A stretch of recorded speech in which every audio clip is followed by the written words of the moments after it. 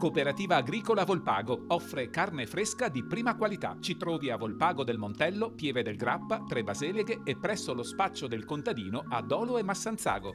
Benvenuti al Meteo. Alta pressione in graduale ritirata sul nostro territorio, correnti umide atlantiche infatti causeranno una lieve instabilità.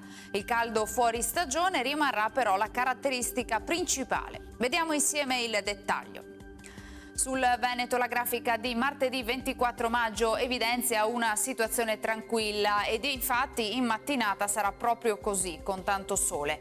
A seguire maggiore nuvolosità sulle zone montane e pedemontane con occasionali acquazzoni, poi rovesci più diffusi in progressiva estensione anche alla pianura centro-occidentale con minore probabilità sul resto della regione. Venti moderati in prevalenza da sud, temperature stazionarie, minime tra 13 e 19 gradi, massime comprese invece tra i 24 e i 30 gradi.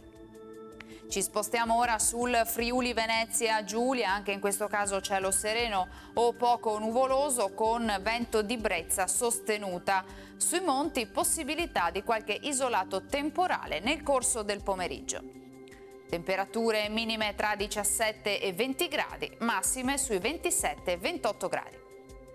Infine diamo uno sguardo alla situazione del Trentino Alto Adige. Inizialmente sarà soleggiato, dal pomeriggio più nubi con fenomeni sparsi, localmente anche intensi. Temperature minime intorno ai 16-17 gradi, massime sui 29-30 all'incirca. Dal Meteo di Antenna 3 per ora è tutto, grazie per l'attenzione, arrivederci.